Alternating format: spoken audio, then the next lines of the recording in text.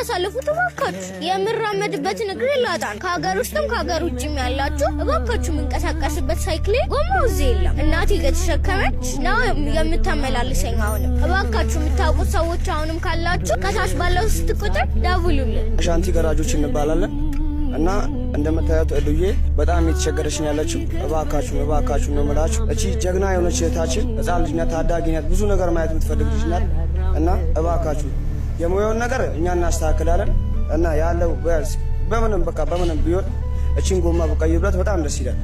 እባካችሁ ተባበሯት። ቢያንስ እቺ ታዳጊ እናትየውን በጣም እየተቸገረች ነው ያለችው። አንዳንዴ ሁላ ከትምህርት ቤት ሁላ ኢቭን ተሸክማት ነው የምታመጣው እና እባካችሁ እንተባበራት።